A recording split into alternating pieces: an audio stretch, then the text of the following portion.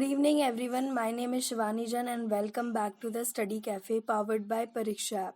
आज की क्लास में हम भूमि मृदा मतलब सॉइल से रिलेटेड क्वेश्चंस करने वाले हैं। चलो स्टार्ट करते हैं। फर्स्ट क्वेश्चन है, हाड़ौती पठार की मिट्टी है ए कछारी, बी लाल, सी भूरी, डी मध्यम काली। अपना आंसर दीजिए फटाफट से, क्या आंसर होगा? बिल्कुल सही। ऑप्शन नंबर डी मध्यम काली मीडियम ब्लैक मिट्टी इज राइट आंसर। तो हाड़ौती के पठार की मिट्टी मीडियम ब्लैक मध्यम काली मिट्टी है, जो कि बहुत ही उपजाऊ मिट्टी है, जिसमें पानी डालने पर ये फूल जाती है, साथ ही साथ जैसे ही सूखती है तो सिकुड़ जाती है और इसी के कारण इसमें दरारें पड़ जाती है और यह बहुत उपजाऊ मिट्टी है धान के लिए, कपास की खेती के लिए। चलो नेक्स्ट क्वेश्चन करते हैं। जिसका उपयोग मिट्टी की लवणता एवं क्षारीयता की समस्या का दीर्घकालीन हल है वह है A rock phosphate, B gypsum, C खाद, डी घिया पत्थर। बिल्कुल सही, option number 2 gypsum is right answer. देखिए, राजस्थान की मिट्टी बहुत ज्यादा खारी है और इसके ऊपर एक नमक की परत जम जाती है। वहीं जिप्सम का उपयोग किया जाता है ताकि इसको लवण मुक्त किया जा सके। चलो नेक्स्ट क्वेश्चन करते हैं। मिट्टी में खारापन एवं क्षारीयता की समस्या का समाधान है ए शुष्क व कृषि विधि, बी वृक्षारोपण, सी खेती में जिप्सम का प्रयोग, डी समोच्च रेखाओं के अनुसार कृषि। फटाफट से अपना आंसर कमेंट सेक्शन में लिखो और बताओ क्या आंसर होगा। बिल्कुल सही, option number 3 is right answer. अभी हमने बात करी थी कि खेती में जिप्सम का प्रयोग करने से हम क्षारीयता और लवणता से क्या पा सकते हैं, मुक्ति पा सकते हैं। ज्यादातर ये मिट्टी ऊसर, नमकीन और रे मिट्टी कहा जाता है और इससे हम जिप्सम का प्रयोग करके इससे मुक्ति पा सकते हैं। चलो नेक्स्ट क्वेश्चन करते हैं। राजस्थान के किस प्रदेश में एंटी सोल समूह की मृदा मिलती है? ए पूर्वी, बी पश्चिमी, सी दक्षिणी पूर्वी, डी दक्षिणी। बिल्कुल सही। ऑप्शन नंबर 2 पश्चिमी इज राइट आंसर। तो एंटीसॉल एक प्रकार की ऐसी मृदा है जिसमें बहुत सारी मृदा का मिश्रण होता है। ठीक है, विभिन्न प्रकार की जलवायु में जो मृदा पाई जाती है उसका मिश्रण होता है और यह मृदा हमारे पश्चिमी राजस्थान में पश्चिमी भाग में पाई जाती है। ठीक है, चलो नेक्स्ट क्वेश्चन करते हैं।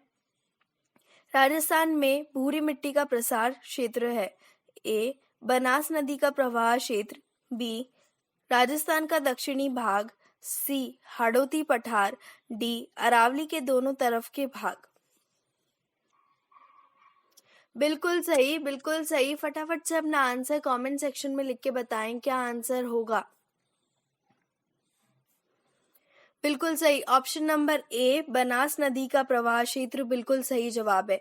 बनास नदी कहाँ कहाँ बहती है ये पता होना चाहिए। यह ज्यादातर टोंक, सवाई माधोपुर, बूंदी, भीलवाड़ा, उदयपुर, चित्तौड़गढ़ जिलों में यह मिट्टी पाई जाती है। ठीक है, इसके साथ साथ आपको ये भी पता होना चाहिए बनास नदी और इसके सहायक नदियां जितनी भी है उनके तल में ये मिट्टी पाई जाती है। इस मिट्टी में 2 लवणों का अभाव देखा जाता है, नाइट्रोजन और फास्फोरस। अगर हम इनकी पूर्ति कर दे तो ये मिट्टी काफी उपजाऊ मिट्टी बनती है। चलो नेक्स्ट क्वेश्चन करते हैं। राजस्थान में बेकार भूमि का क्षेत्र जिस जिले में सबसे अधिक पाया जाता है वह है ए जालौर, बी बाड़मेर, सी पाली, डी जैसलमेर। बिल्कुल सही। ये क्वेश्चन सभी बच्चों को आना चाहिए। अपना आंसर फटाफट से कमेंट सेक्शन में लिखो और बताओ क्या आंसर होगा।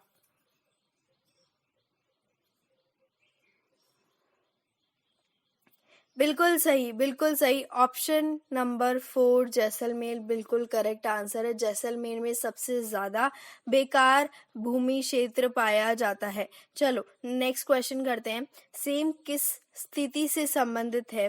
ए रेत बालू के टीलों का निर्माण, बी पारिस्थितिकी में परिवर्तन, सी मिट्टी मृदा में अपरदन और कटाव, डी वन्य कटाव।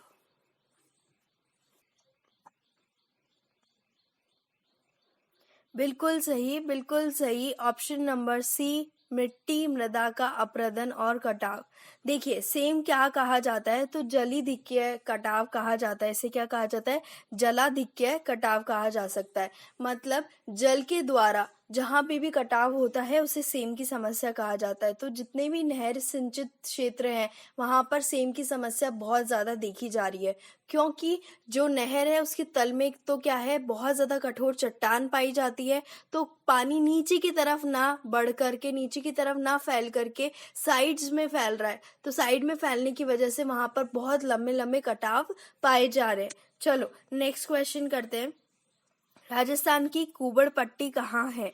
ए भरतपुर अलवर, बी कोटा बूंदी, सी बांसवाड़ा डूंगरपुर, डी नागौर अजमेर। जल्दी से अपना आंसर दीजिए।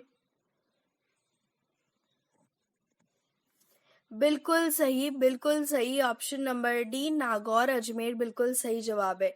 देखिए नागौर अजमेर में ज्यादातर लोग फ्लोराइड युक्त पानी पी रहे हैं। इससे क्या हो रहा है, ये सारे के सारे लोगों में क्या हो रहा है, फ्लोरोसिस के शिकार हो रहे हैं। फ्लोरोसिस क्या करता है, कमर को झुका देता है और झुक के चलने की, कुबड़ की बीमारी कर देता है। इसीलिए इस क्षेत्र को क्या कहा जा रहा है, कुबड़ पट्टी का क्षेत्र कहा जा रहा है। चलो नेक्स्ट क्वेश्चन पर चलते हैं। निम्न में से राजस्थान के किस जिले में बाका पट्टी पेटी फैली हुई है? ए भिलवाड़ा, बी नागौर, सी चूरू, डी सीकर। जल्दी से अपना आंसर लिखिए कमेंट सेक्शन में, क्या आंसर होगा। बिल्कुल सही, बिल्कुल सही। Option number 2 Nagaur is right answer. देखिए या तो बाका कुबड़ पट्टी बोल लीजिए या कुबड़ पट्टी बोल लीजिए, बात एक ही है। इसमें झुक के चलना या टेढ़े चलने वाली बात की जा रही है। यहाँ नागौर और अजमेर क्षेत्र में ऐसा होता है। तो ऑप्शन नंबर 2 नागौर बिल्कुल सही जवाब है। चलो नेक्स्ट क्वेश्चन पर चलते हैं। वह कौन सी प्रक्रिया है जिसमें पश्चिमी राजस्थान की मिट्टियां अम्लीय एवं क्षारीय बन जाती हैं? ए ऊपरी सतह से नीचे की ओर रिसाव, बी नीचे से ऊपर की ओर कोशिकाओं द्वारा रिसाव, सी जल प्रवाह, डी अपलक्षण। बिल्कुल सही, बिल्कुल सही। ऑप्शन नंबर 2 नीचे से ऊपर की ओर कोशिकाओं द्वारा रिसाव बिल्कुल सही जवाब है। देखिए फॉरमोस्ट रीजन जो कि मिट्टियों को अम्लीय व क्षारीय बनाता है पश्चिमी राजस्थान का, उसका सबसे बड़ा रीजन है यहाँ पे वाष्पोत्सर्जन अधिक पाया जाना, साथ ही साथ कम आर्द्रता है, कम वर्षा है, अपलक्षण है, तापक्रम बहुत ज्यादा पाया जाता है, जिसके कारण यहाँ की लवणीय मिट्टी है और क्षारीय मिट्टी है। इन मिट्टी को ठीक करने के लिए या तो हम जिप्सम का प्रयोग करते हैं या फिर रॉक फॉस्फेट का प्रयोग किया जाता है। चलो नेक्स्ट क्वेश्चन करते हैं। जिलों की किस युग्म में जालौर मिट्टी पाई जाती है? यह है ए बीकानेर जोधपुर, बी भरतपुर धौलपुर, सी कोटा बूंदी, डी अजमेर नागौर। जल्दी से अपना आंसर कमेंट सेक्शन में लिखो और बताओ क्या आंसर होगा। बिल्कुल सही, बिल्कुल सही। ऑप्शन नंबर 2 भरतपुर धौलपुर बिल्कुल सही जवाब है।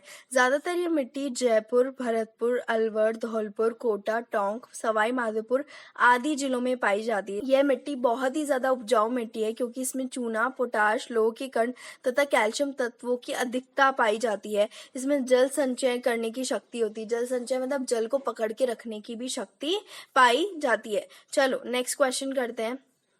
राजस्थान के सर्वाधिक क्षेत्र पर निम्न में से कौन सी मृदा पाई जाती है? ए एरिडोसोलस और एंटीसोलस, बी एरिडोसोलस व अल्फीसोलस, सी इंसेप्टिसोलस, डी वर्टिसोलस और अल्फीसोलस।